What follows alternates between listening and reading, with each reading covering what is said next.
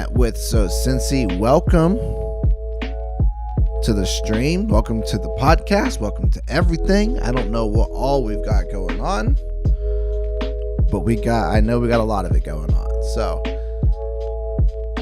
glad you could stop by if you're watching this live. I feel like my mic is not as strong today. Let me turn myself up a little bit. I think that should be good now. But hey, I hope you had a great weekend. I hope you had a great Thanksgiving weekend. Hopefully it wasn't too busy, too hectic, too awful, and too terrible. I hope you enjoyed lots and lots of food.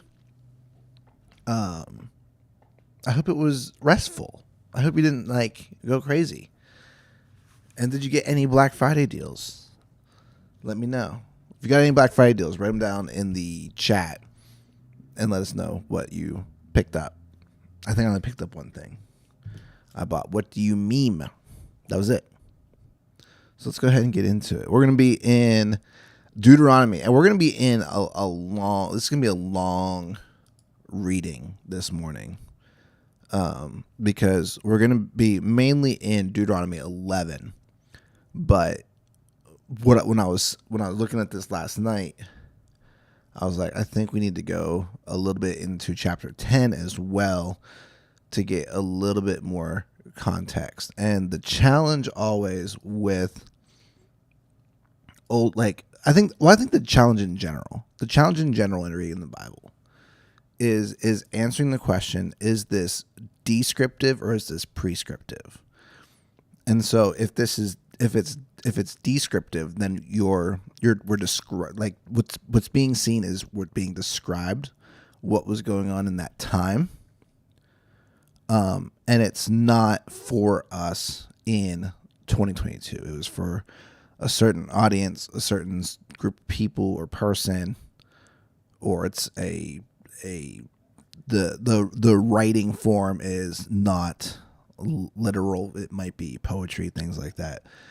Or is this is something that you're reading in the Bible, is it prescriptive? Meaning, yes, there is an ultimate truth in this that I can draw out of it that will last me for all time. Like it's true no matter what. It's true no matter what. And so we're going to be looking at Deuteronomy 10:12 through 11. I think it's 11:21. But I'll let you know. You'll just see me stop reading. And it reads like this. It says, "And now, Israel, what does the Lord your God require of you? He requires only that you fear the Lord your God and live in a way that pleases him, and love him and serve him with all your heart and soul. And you must always obey the Lord's commands and decrees that I'm giving you today for your own good. Look, the highest heavens and the earth and everything in it all belong to the Lord your God.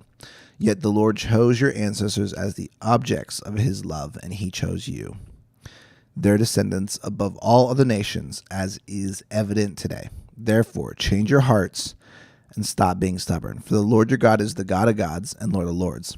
He is the great God, the mighty and awesome God who shows no partiality and cannot be bribed. He ensures that orphans and widows receive justice. He shows love to the foreigners living among you and gives them food and clothing. So you too must show love to foreigners, for you yourselves were once foreigners in the land of Egypt. You must fear the Lord your God and worship him and cling to him. Your oaths must be in his name alone. He alone is your God, the only one who is worthy of your praise. The one who has done these mighty miracles that you have seen with your own eyes. When your ancestors went down into Egypt, there were only 70 of them. But now the Lord your God has made you as numerous as the stars in the sky." Chapter 11. "You must love the Lord your God and always obey his requirements, decrees, regulations, and commands. Keep in mind that I'm not talking now to your children who have never experienced the discipline of the Lord your God or seen his greatness and his strong hand and powerful arm. They didn't see the miraculous signs and wonders he performed in Egypt against Pharaoh and all his land. They didn't see what the Lord did to the armies of Egypt and to their horses and chariots, and how he drowned them in the Red Sea as they were chasing you. He destroyed them, and they have not recovered to this very day. Your children didn't see how the Lord cared for you in the wilderness until you arrived here. They didn't see what he did to Datan and Abram, the sons of Eliab, the descendant of Reuben, when the earth opened its mouth in the Israelite camp and swallowed them, along with their households and tents and every living thing that belonged to them. But you have seen the Lord perform all these mighty deeds with your own eyes. Therefore, be careful to obey every command I'm giving you today, so that you may have strength to go in and take over the land you are about to enter. If you obey, you will enjoy a long life in the land the Lord swore to give to your ancestors and to you, their descendants, a land flowing with milk and honey. For the land you are about to enter and take over is not like the land of Egypt, from which you came, where you planted your seed and made irrigation ditches with your foot as in a vegetable garden. Rather, the land you will soon take over is a land of hills and valleys with plenty of rain, a land the Lord your God cares for. He watches over it through each season of the year. And that is the reading. And so, as I was saying, the difference in descriptive and prescriptive. Verse, what was that? Verse 9, as I read this, I see verse 9 as a descriptive reading of a truth. That if you obey, you enjoy a long life in the land the Lord swore to you, give your ancestors, and to you, their descendants, a land flowing with milk and honey. For the land you're about to enter and take over is not like the land of Egypt from which you came. So you could not say, as Christians, in 2022, as Jesus followers, you could not say, if I obey God and love him with all my heart, he is going to give me that mansion that I've been seeing on 123 Blossom Street and all that. This is not a prescriptive, but something that is descriptive, that is prescriptive, would be to Deuteronomy 11:1, which is what we're going to be in today. You must love the Lord your God and always obey his requirements, decrees, regulations, and commands. That is a prescriptive truth. That is always talked about. Jesus talks about that in one of the passages when they ask him, when the Pharisees are asking him, they say like, hey, which command is the most important? And he says, you must love the Lord your God with all your heart, with all your soul, and all your mind, and all your strength. And the second is like it. Love your enemies. Another one that is prescriptive would have been in Deuteronomy 10, verse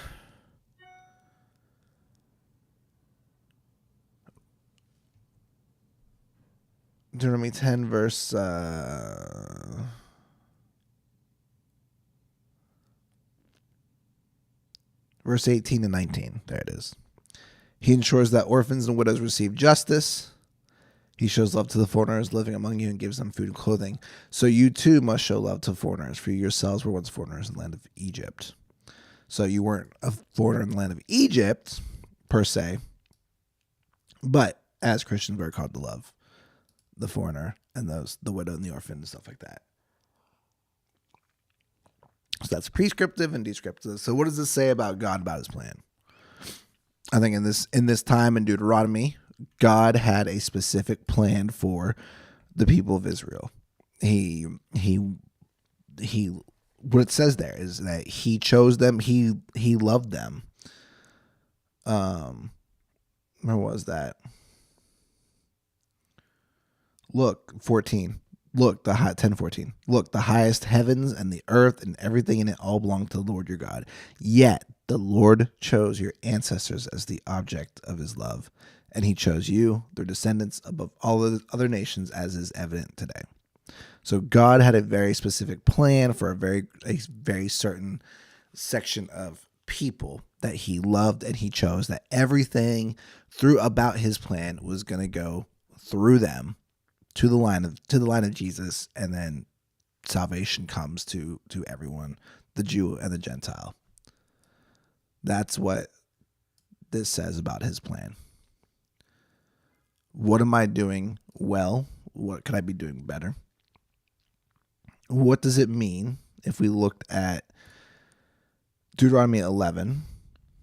What does it mean to love the Lord your God and always obey his requirements, decrees, regulations, and commands? What does that necessarily mean?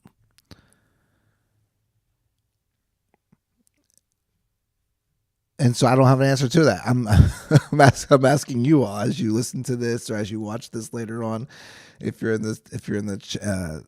here live or you're watching this post replay or whatever you call it, what does it mean to love the Lord your God, and always obey his requirements, decrees, and regulations, commands? What does that mean?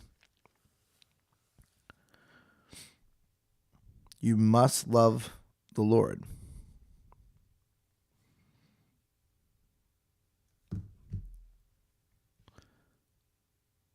I think love shows a respect and an honoring to who God is and what he says, and not changing what he says and what he has declared. And if he says this thing is good and this thing is bad, sticking to that, saying, yeah, like, I agree with you. Let me go back to 10 real quick, because I saw something that I think points to this. Here we go. This is good. We were talking about verse 15. Yet the Lord chose your ancestors as the object of his love, and he chose you, their descendants. Therefore, change your hearts and stop being stubborn. That would be something that would be ultimate for all time. Change your hearts and stop being stubborn.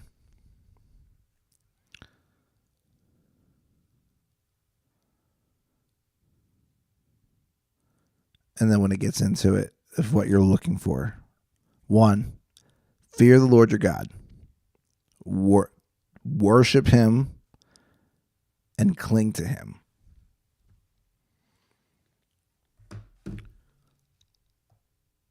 Fear the Lord your God. Fear being not like ooh, the boogeyman fear, not that kind of fear. The fear is having the utmost respect for someone. I might have said this before in a stream. I've heard this before preached, but fearing the Lord would be if you ultimate like you act in a way where what they're saying goes, and you act in a way that you don't want to disappoint them. Like even though you like, stuff happens, right? But ultimately you act in a way that's like I want to put like just greatness on that person's name. Like if it's a parent, like I want to put greatness on their name. Like I want to act in a way that people say, hey, this person raised this kid well. So if my kids fear me, they will act in a way that respects, that other people say, that says, hey, Matt raised these kids well. That would be fear of the Lord God. Worship him. Worship him with your mouth, with your actions, with your thoughts. Cling to him. Our youngest is clingy. He's every morning I wake up and I can feel something at the foot of my bed, and it's his body, and he's always in our bed. He gets up out of his bed, he comes into our bed, and does not know. We tell him like, hey, stay in your bed, and he's like, okay, I'll do that. And then he's in our bed. Why is he in our bed? Because he clings to us. So cling to God. And then what else? There was one more, I believe.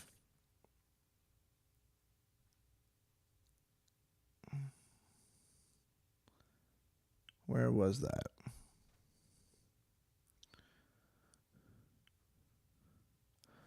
Oaths must be in his name alone.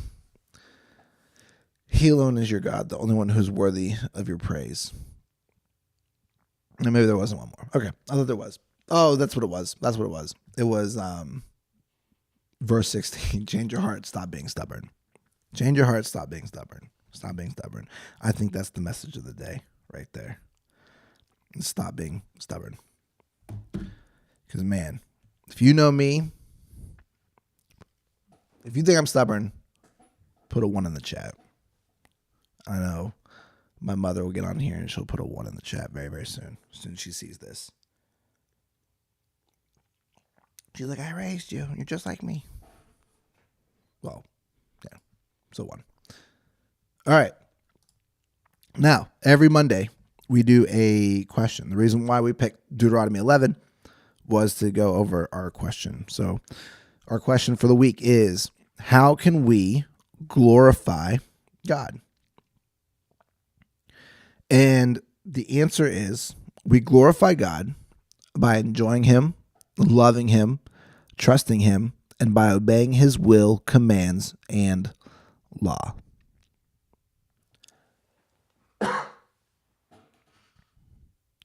So, and if you wanted a short, quick, simple answer that you can teach kids, or you want to memorize for yourself, how can we glorify God? By loving him and by obeying his commands and law. So there you go. That's the question for the week. And our last question, who needs to hear this? Who needs to hear the message behind Deuteronomy 10 and 11? This is, I believe, I think, I could be wrong. I think this was Moses talking to the people. He was talking to the Israeli people, and God gave him the words to say, to speak to them and say, hey, you got to love the Lord your God. Don't stop being stubborn. Fear him, cling to him, worship him, honor him, all those things. Love him with love your God, always obey his requirements, decrees, regulations, and commands. And then the remembrance of things. Do you have someone in your life that is struggling, that that needs the encouragement of like saying like, hey, remember, especially if they're a Christ follower, remember everything that Jesus did for you. Remember everything that God did for you. That's why in 11, as I pull this back up for you, if you're watching this on video,